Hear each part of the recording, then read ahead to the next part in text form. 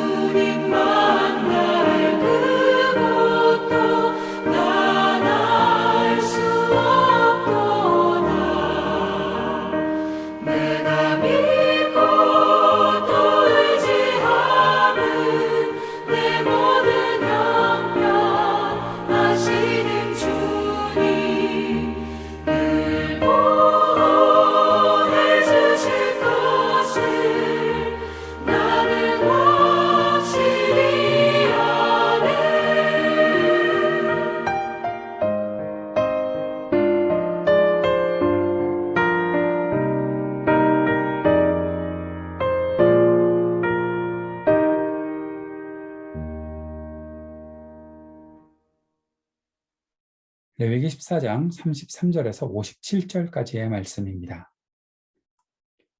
여호와께서 모세와 아론에게 말씀하여 이르시되 내가 내게 기업으로 주는 가나안 땅에 너희가 이를 때에 너희 기업의 땅에서 어떤 집이 나병 색점을 발생하게 하거든 그 집 주인은 제사장에게 가서 말하여 알리기를 무슨 색점이 집에 생겼다 할 것이요 제사장은 그 색점을 살펴보러 가기 전에 그 집안에 있는 모든 것이 부정을 면하게 하기 위하여 그 집을 비우도록 명령한 후에 들어가서 그 집을 볼지니 그 색점을 볼 때 그 집 벽에 푸르거나 붉은 무늬의 색점이 있어 벽보다 우묵하면 제사장은 그 집 문으로 나와 그 집을 이레 동안 폐쇄하였다가 이레 만에 또 가서 살펴볼 것이요 그 색점이 벽에 퍼졌으면 그는 명령하여 색점 있는 돌을 빼내어 성 밖 부정한 곳에 버리게 하고 또 집안 사방을 긁게 하고 그 긁은 흙을 성 밖 부정한 곳에 쏟아버리게 할 것이요 그들은 다른 돌로 그 돌을 대신하여 다른 흙으로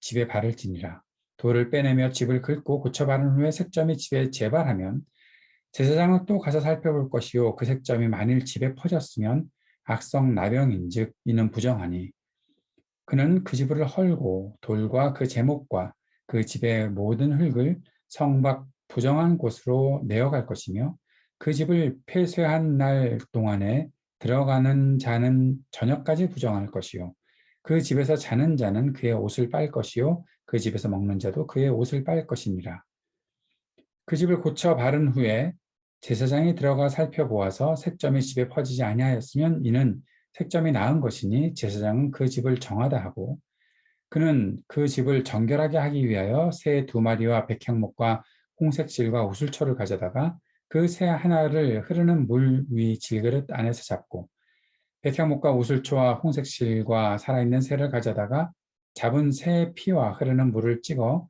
그 집에 7번 뿌릴 것이요 그는 새의 피와 흐르는 물과 살아있는 새와 백향목과 우슬초와 홍색 실로 집을 정결하게 하고 그 살아있는 새는 성밖 들에 놓아주고 그 집을 위하여 속죄할 것이라 그러면 정결하리라 이는 각종 나병 환부에 대한 규례니 곧 옴과 의복과 가옥의 나병과 돋는 것과 뾰루지와 색점이 어느 때는 부정하고 어느 때는 정함을 가르치는 것이니 나병의 규례가 이러하니라.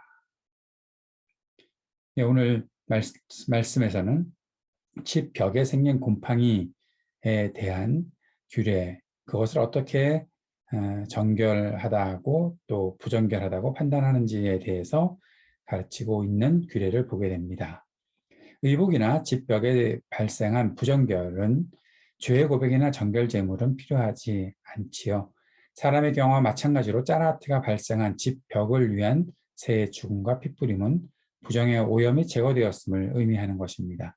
기름을 바르는 것은 새로운 사람으로 세움을 받는 것이며 새의 방면은 부정으로부터의 방면, 새 생명이 주어지는 것을 상징하고 있는 것으로 볼 수 있습니다. 이 규례는 이스라엘의 광야 생활이 아니라 가나안 정주 생활에 염두를 두고 있는 것이죠. 곰팡이의 경우에는 통풍이나 습기가 많을 때 발생하는 것입니다. 집이 부정해진 경우에 새의 피를 뿌립니다. 사람의 경우에는 직접 제물을 가져가서 성소에서 피를 사용할 수 있었죠. 그러나 집의 경우에는 불가능했던 것입니다.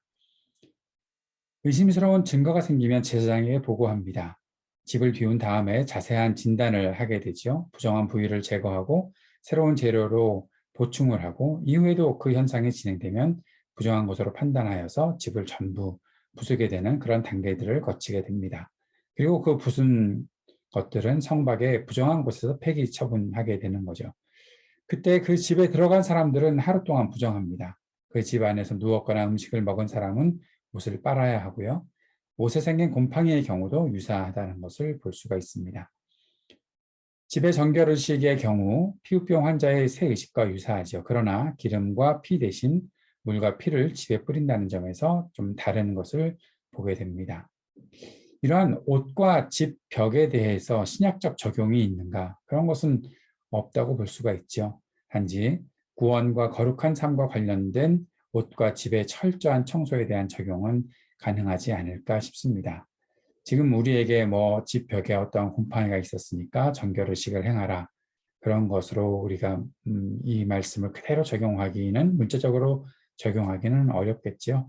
그러나 우리의 삶에서 우리가 정결하게 살아야 된다는 사실들, 그 사실을 간직하고 또 그 공동체 안에 이러한 어떠한 부정한 것들이 번지지 않도록 철저하게 살펴보는 것이 매우 중요하다라는 것들을 볼 수가 있습니다. 제가 느꼈던 것 중에 한 가지는 제사장은 참 여러 가지 일을 해야 하는구나라는 생각을 해보게 됩니다. 전에도 한번 말씀드렸는데 제사장은 이러한 곰팡이들을 진단함에 있어서도 그 부정한 것 때문에 제사장이 영향을 받지 않는 것. 왜 그런가? 제사장은 그 일들을 하기 위해서 하나님께서 특별하게 세운 사람이기 때문에 이 부정한 것에 대한 영향을 받지 않고 그것이 자신의 어떤 특권이라기보다는 자신이 해야 할 책임이 있다는 사실들을 기억해야 하는 것이 매우 중요하겠다라는 생각을 해보게 됩니다. 이어서 나타나는 54절부터 57절까지는 이 13장, 14장의 결론 부분이죠. 모든 규례를 요약하고 있습니다. 모든 규례를 백성에게 가르쳐야 하기 때문에 정함과 부정함을 알게 하도록 그들을 가르치는 일들이 있어야 되겠고 제사장들은 이 모든 규례들을 아주 숙지하고 있어야 하는 것이죠. 거룩이라는 것은 레위기에서 온전함으로 정의되고 있는 것을 보게 됩니다. 피우병, 짜라하트라고 우리가 선언하게 되는 것을 보게 되었었죠. 이 피우병은 사람과 사물의 외형을 바꾸어 놓습니다. 그래서 그들의 온전함을 파괴한다라고 보게 되는 것이죠. 오직 완전하고 거룩한 사람이 하나님의 임재를 누릴 수 있다라는 사실을 꼭 기억해야 하는 것입니다. 부정한 것들은 그래서 격리되어야 하는 것이고 부정한 사물은 불사르고 부숴야 했던 것입니다.